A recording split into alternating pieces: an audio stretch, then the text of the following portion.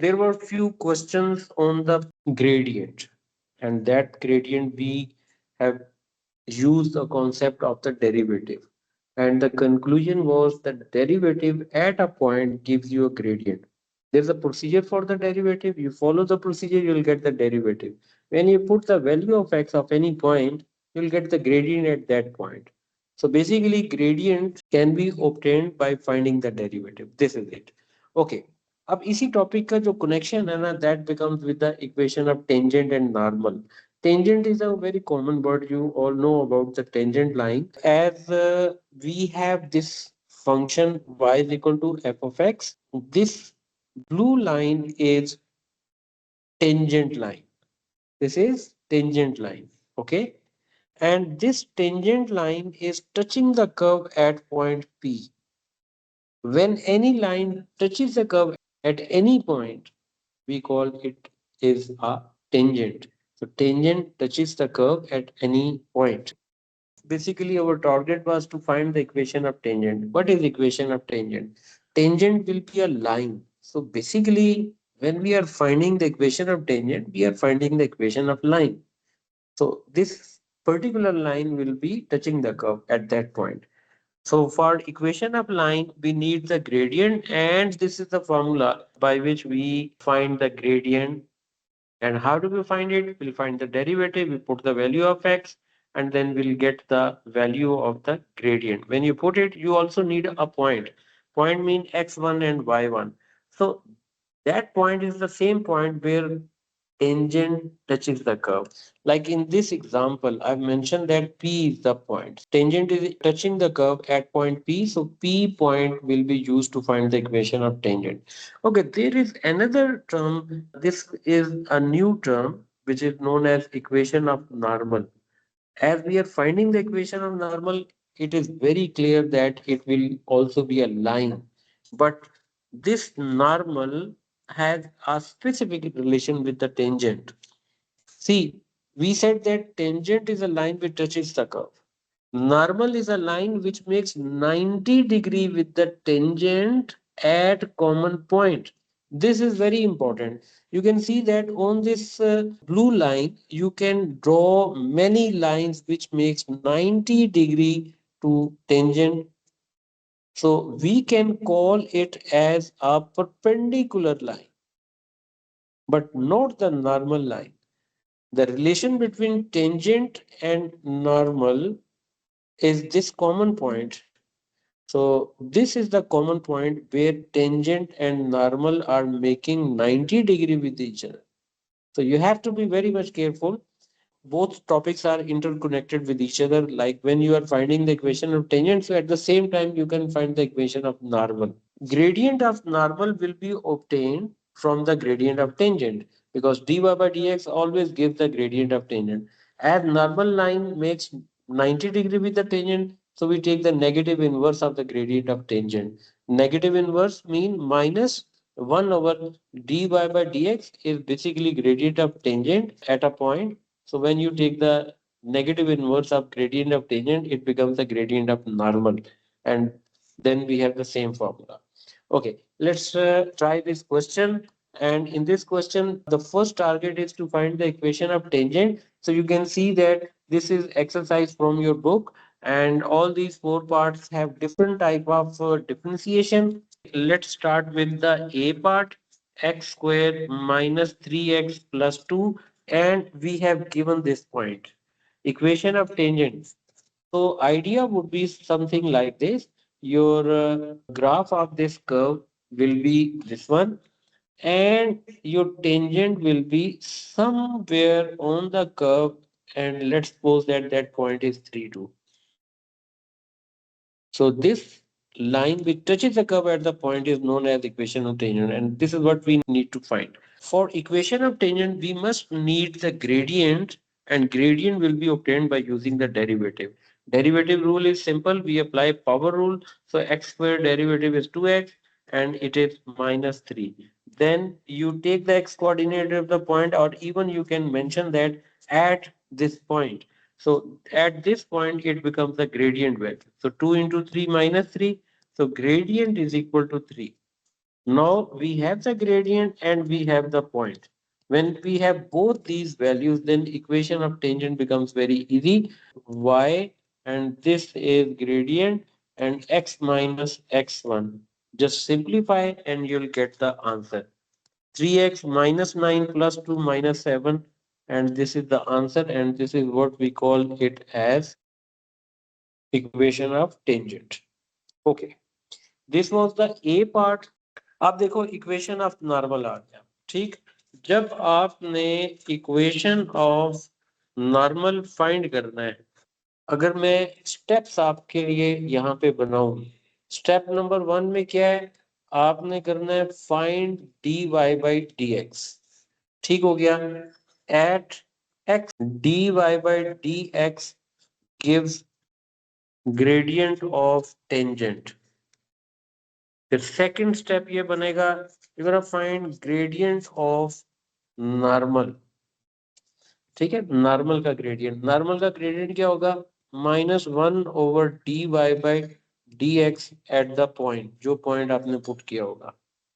अब ये आ जाएगा ग्रेडियंट। इक्वेशन ऑफ नॉर्मल आपने फिर फाइंड करनी है, इसका थर्ड स्टेप है, and that will be y minus y1 and -1/, क्योंकि हम यहाँ पे सेपरेट फाइंड कर लेंगे तो ये ग्रेडियंट का फॉर्मूला बन जाता है ना, x माइनस x1। तो ये जो x माइनस x1 है, ये वो पॉइंट होता है जिसमें टेंजेंट और नॉर्मल दोनों मीट करते हैं। मतलब मैं आपकी अंडरस्टैंडिंग के लिए ये कर्व बनाता हूँ, और ये देखो ये टेंजेंट बन रहा है, और नॉर्मल इसमें क्या है, जहां पे ये टेंजेंट बन रहा है, ये वो पॉइंट पी है, ये आपको रिक्वायर्ड होगा नॉर्मल की इक्वेशन बनाने के लिए। यहाँ 90 डिग्री आ रही है, इसको हमने कह दिया नॉर्मल। ये जी, ये स्टेप्स है, इन स्टेप्स को फॉलो करना है। अब आप देख सकते हैं कि if your derivative is okay, then you will be able to move further, otherwise आप हर जगह पे स्ट्रगल करेंगे। Let's suppose I will solve this D part. देखें, we have the function in the denominator and equation on normal will be found on this point. Before the derivative, आप numerator को ऊपर लेकर आए। now apply the derivative, and the first thing is we deal with the power by using the power rule, and it says that power will multiply with the coefficient which gives you -20, and then you subtract 1 from the power, this is -2. So whole this step, you only deal with the power and the function will be as it is. Then you put multiplication sign, and then you deal the function which lies inside the bracket. Its derivative is 2x minus 2 into 20, 40, and x, as we have negative power, so I can bring this bracket in the denominator to make the power positive. Let's put this value of x. This is dy by dx. When you put it, you'll get the value of m. देखिए m की value बन रही है 40 into 3, और नीचे कितना आ गया 9 plus 1 10, 10 square 100, ये कैंसिल हो गया, 2 2 2 5, दिस इज दिस वन। अच्छा, अब यहाँ पे ये एक नोट में लिख रहा हूँ, इसको आपने देखना है। dy बाई dx में जो आपने ग्रेडियंट फाइंड किया है, ये क्या शो करता है, dy by dx at a point always give the gradient of tangent to the curve। ये मैंने बताना था, यानी dy बाई dx निकाले ना, तो पॉइंट पुट करेंगे, वो हमेशा टेंजेंट का ग्रेडियंट देगा। ऐसा नहीं होगा कि आप dy में पुट करें तो वो नॉर्मल बन जाए। इसका मतलब है ये बेसिकली टेंजेंट का ग्रेडियंट आया है। अब आपको चाहिए नॉर्मल, तो आप क्या कहेंगे, ग्रेडियंट ऑफ नॉर्मल, वो क्या हो जाएगा, नेगेटिव इनवर्स, यानी 5/6। पॉइंट आपके पास है ये 3 2। आप ये देख लो, इक्वेशन ऑफ नॉर्मल बन जाएगा y-2 5/6, this is x-3, 6y-12, this is 5x, 5 3 the 15। तो ये बनता है 6y को उधर ले जाते हैं तो ये 5x माइनस हो जाएगा, 12 भी हो जाएगा, प्लस हो जाना है, -3 आ गया, और ये इक्वेशन ऑफ नॉर्मल आ गई है। ये क्वेश्चन नंबर 16 देखें, एग्जाम स्टाइल क्वेश्चन है। वो कह रहा है कि the normal to the curve, ये देखिए ये कर्व है, इस पे नॉर्मल वो कह रहा है, यानी इसका मतलब ये हुआ जो भी आप करें डेरिवेटिव तो आपको लेना ही लेना है ना। dy by dx is equal to 4x plus k at the point। अब देखें कि अगर आप इसमें ये पॉइंट पुट कर देते हैं तो ये बेसिकली बन जाएगा ग्रेडियंट ऑफ टेंजेंट। मैं बार बार ये पॉइंट लिखता होता हूं ताकि आपको याद रहे कि dy बाई डी एक्स में पॉइंट के पुट करने से ग्रेडियंट ऑफ टेंजेंट बनता है। यानी इसका मतलब ये हो जाएगा, ये आ जाएगा 4 टाइम्स 3 हो जाएगा और प्लस के है, यानी m की वैल्यू बन जाएगी 12 प्लस के। वो ये कह रहा है कि like this is a curve and this is our tangent line, और इसका जो ग्रेडियंट है वो हमारे पास आ गया है m is equal to 12 plus k. अब देखिए इस पॉइंट पे ये टेंजेंट बन रहा है। वो कहता है जी आपने क्या करना है कि एक नॉर्मल लेना है। आपको पता है नॉर्मल तो कॉमन पॉइंट पे बनता है, और ये वो कॉमन पॉइंट है 3 और -6, ये नॉर्मल आ गया। वो क्या कह रहा है कि normal is parallel to another line. अब देखिए वो जो कोई और लाइन है ना, नॉर्मल जिसके पैरेलल है, वो तकरीबन मैं इसको यहाँ पे बना देता हूँ ऐसे ही करके ना। तो इसका जो ग्रेडियंट बन रहा है वो यहाँ से हम उठाएंगे तो वो -1/5। नॉर्मल का ग्रेडियंट भी 1/5। नॉर्मल और टेंजेंट आपस में परपेंडिकुलर होते हैं, तो टेंजेंट का ग्रेडियंट 5 हो जाएगा। ये बात होगी, बताएं समझ आई बात की। अब आपके पास ये देखें टेंजेंट का ग्रेडियंट 5 बन गया और टेंजेंट का ग्रेडियंट 12 प्लस था। तो अब आप इसकी वर्किंग जो है ना वो एक बार कर लें। देखें यहाँ पे लिखा 5 और ये आ जाएगा 12 प्लस के। लें जी के की वैल्यू बन जाएगी -7। ये तो हमने के निकालना था। अब के तो निकल आया है, तो आप वो कह रहा है find the coordinates of the point where normal meets the curve. देखिए नॉर्मल का ग्रेडियंट आपके पास है, नॉर्मल का पॉइंट आपके पास है, तो आप यहाँ से एक वर्किंग करें कि इक्वेशन ऑफ नॉर्मल की वो फाइंड कर लें। इक्वेशन ऑफ नॉर्मल क्या बन जाएगा, y -+6 -1/5 इंटू एक्स -3।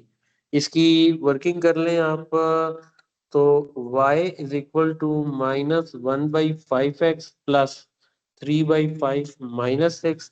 तो y की वैल्यू आ रही है, लें जी ये है इक्वेशन ऑफ नॉर्मल। अच्छा वो क्या कह रहा है कि आपने देखना है कि ये जो कर्व आपने बनाई हुई है ना, इस कर्व को अगर मैं देखूं कि मैं इस कर्व को इस तरीके से कुछ एक्सटेंड कर दूं और फिर इस लाइन को भी एक्सटेंड करूं, तो ये देखें कि अगर मैं कर्व और लाइन को एक्सटेंड करता हूं तो आप देखें नॉर्मल लाइन जो है ना वो कर्व को एक बार दोबारा मीट कर रही है, 2 पॉइंट पे मीट कर रही है। एक पॉइंट ये है जिसके कोऑर्डिनेट 3 - 6 थे, दूसरे आपने फाइंड करने हैं।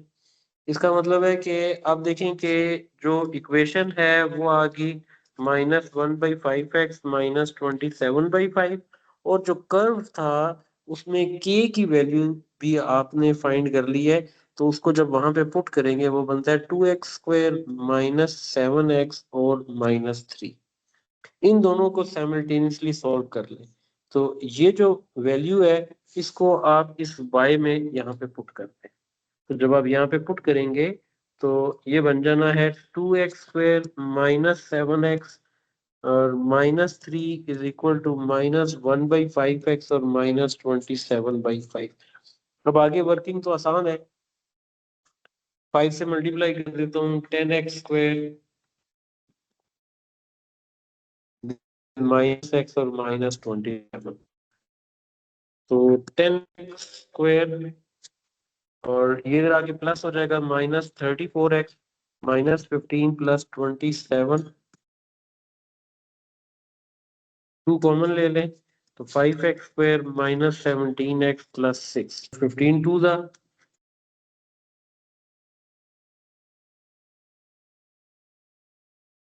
ये निकल है। अब देखिए ये जो x है ना इसका y कोऑर्डिनेट ऑलरेडी दिया हुआ है। अच्छा इसी में पुट कर दो अब इस वैल्यू को, y की वैल्यू ले लें -1/5 और 2/5 माइनस 27/5, तो ये बनता है -2/25 माइनस 27/5। इसकी आप वर्किंग कर लो, जो भी आंसर आता है 25 माइनस 10 आ गया। ये अगर कोई कैलकुलेशन गलत ना हुई तो ये वाला आंसर आ जाएगा। तो यानी इसका मतलब है कि जो अदर पॉइंट बन रहा है वो आ रहा है 2/5 और -37/25। ठीक है, ये इसका आंसर आ रहा है।